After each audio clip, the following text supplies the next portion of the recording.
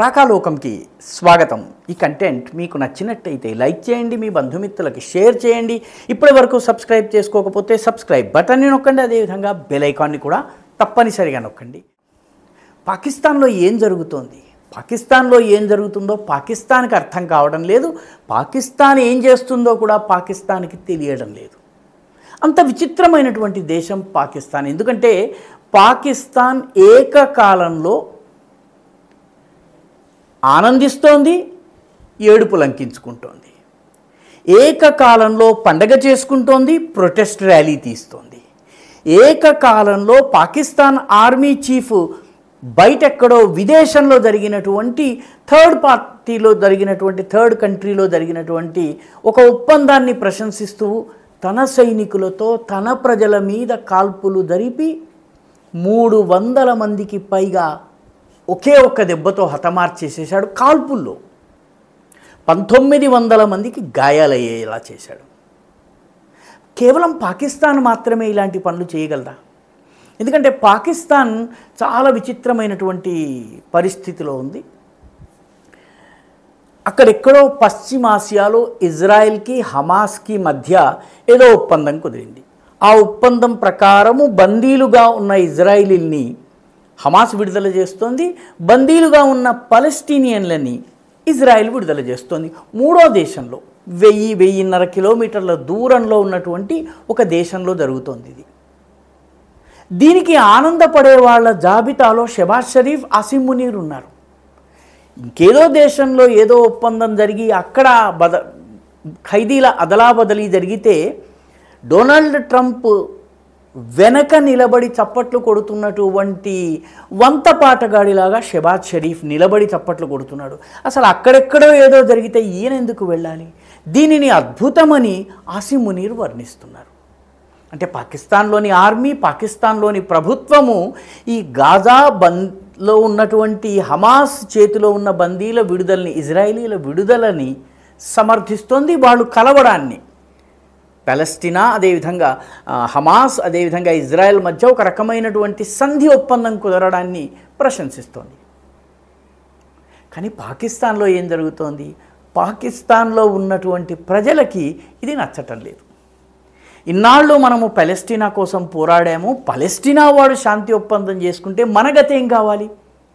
పాలెస్టీనా సమర్థనలో జెండాలు ఊపుతూ ఊరేగింపులు తీస్తూ శుక్రవారపు ప్రార్థనల తర్వాత రోడ్ల మీదకి వచ్చి అల్లరి చేసేటటువంటి అవకాశం పోతే ఎలాగా?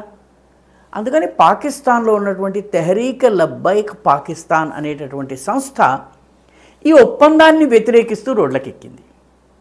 ఈ ఒప్పందాలకి వ్యతిరేకిస్తూ సోమవారం నాటి పొద్దున ఫజీర్ నమాజ్ అంటే 5:30, 4:30, 5:30 మధ్యలో జరిగేటటువంటి నమాజ్ తరువాత లక్షలాది మందిని రోడ్ల మీదకి తీసుకొచ్చింది. ఎక్కడ?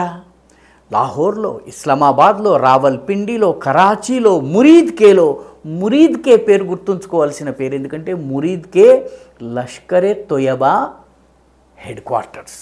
ఆపరేషన్ సింధూర్కి ముందు మనం జరిపినటువంటి ఎయిర్ స్ట్రైక్స్లో ఈ మురీద్కేని పూర్తిగా ధ్వంసం చేసి పారేశాం మనం. మురీద్కేలో ఉన్నటువంటి ఉగ్రవాదాన్ని ధ్వంసం చేసినందుకు పాకిస్తాన్ మన పైన డ్రోన్ల దాడి చేసింది. అదే పాకిస్తాన్ ఉగ్రవాదపు కవలపిల్ల అయినటువంటి తెహరీక్ లబ్బైక్ పాకిస్తాన్ రోడ్ల మీదకి వస్తే కాల్చి చంపేసింది. సామాన్యమైనటువంటి కాల్పులు జరపలేదు. Pakistan army, Pakistan police, Pakistan rangers వీళ్ళందరూ రంగంలోకి దిగి, అంటే బిఎస్ఎఫ్ వంటి రేంజర్స్ అదేవిధంగా పాకిస్తానీ ఆర్మీ, పాకిస్తానీ పోలీస్ ముగ్గురు రంగంలో దిగి ఈ 6-7 ప్రధాన పట్టణాల్లో ఇష్టారాజ్యంగా 3 గంటల పాటు కాల్పులు జరిపారు.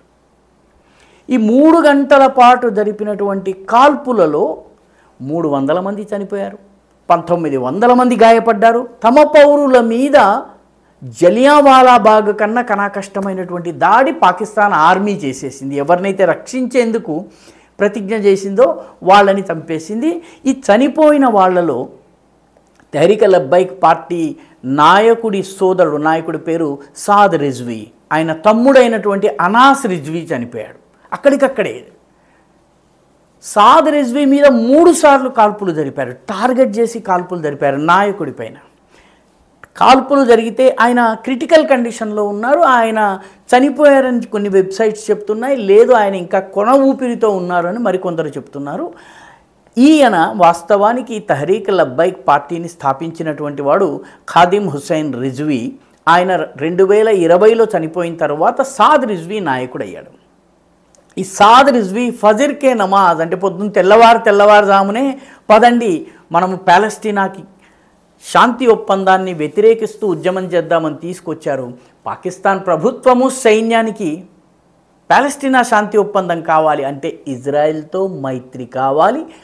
ఈ ఒప్పందం చేసుకోవడం అంటే ఇజ్రాయెల్ని ఒప్పుకోవడం, ఇజ్రాయెల్ యొక్క ఉనికిని ఒప్పుకోవడము ఇష్టం లేనటువంటి తెహరీక్ లబ్బాయిక్ పార్టీ కూడా ఎవరు తయారు చేశారు? పాకిస్తానే తయారు చేసింది. సో తానే తయారు చేసినటువంటి పాము పిల్ల తనపైనే బూస కొడుతోంది.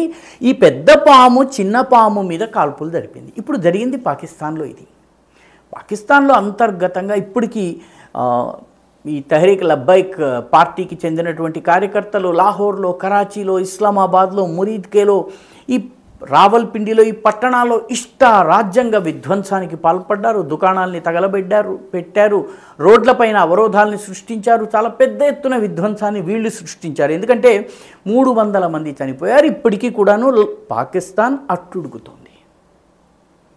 పాకిస్తాన్ పరిస్థితి చూడండి.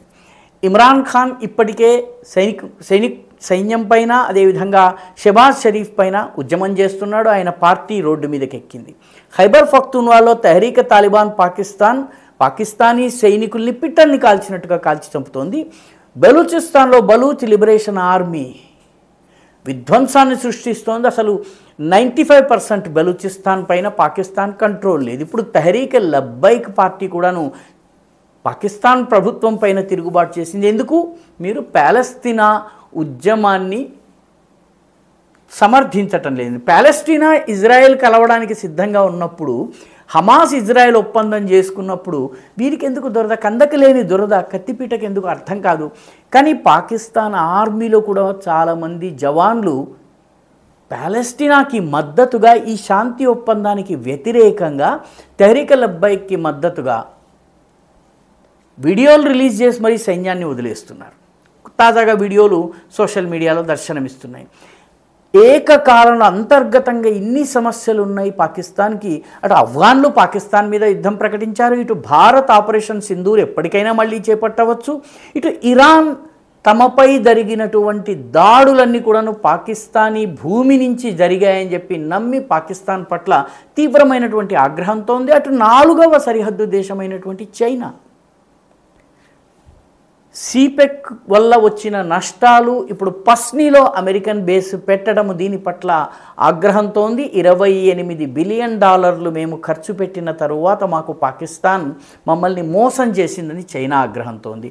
బయటంతా ఆగ్రహం, దేశమంతా అట్టుడుకుతోంది. షెబాజ్ షరీఫ్ ఎక్కడున్నారు? షెబాష్ అనడానికి షర్మల్ షేఖ్కి వెళ్ళారు. షర్మల్ షేక్ ఈజిప్ట్లో ఉన్నటువంటి ఒక ప్రదేశము. ఆ ప్రదేశంలో ఈ ప్యాలెస్టీనా ఒప్పందం, గజా సంబంధించి హమాస్కి ఇజ్రాయెల్కి ఒప్పందం జరిగింది. ఆ ఒప్పందంలో చప్పట్లు కొట్టి వంతపాటగాడిగా ఆయన అక్కడికి వెళ్ళారు. ఆసిమ్ మునీర్ ఎక్కడున్నారు? క్రిటికల్ మినరల్స్ని సూట్ కేసుల్లో పెట్టి బాబు కొనండి అని ప్రపంచం చుట్టూ తిరుగుతున్నారు. బహుశా ఈ రకమైన పరిస్థితి కేవలం పాకిస్తాన్లో మాత్రమే ఉంటుందేమో. ఎందుకంటే అంతర్గతంగా ఇన్ని సమస్యలుండి చుట్టూ ఉన్నటువంటి దేశాలతో శత్రుత్వం ఉన్న సమయంలో దేశం యొక్క ప్రధానమంత్రి, సైనిక పాలకుడు కాని పాలకుడు, ఆర్మీ చీఫ్, ఫీల్డ్ మార్షల్, వీళ్ళిద్దరూ కూడాను ఒకడు చప్పట్లు కొట్టేందుకు, ఒకడు తట్ట మీద క్రిటికల్ మినరల్స్ పెట్టుకుని అమ్మా క్రిటికల్ మినరల్స్, అయ్యా క్రిటికల్ మినరల్స్ అని చెప్పి బజార్లో అమ్ముకునేందుకు బయలుదేరడము. బహుశా ఇది పాకిస్తాన్లోనే జరుగుతుంది. ఈ వీడియో మీకు నచ్చినట్టయితే లైక్ చేయండి, షేర్ చేయండి, ఈ ఛానల్కు సబ్స్క్రైబ్ చేయండి. మీ అభిప్రాయాన్ని కమెంట్ల రూపంలో తప్పనిసరిగా పంపించండి.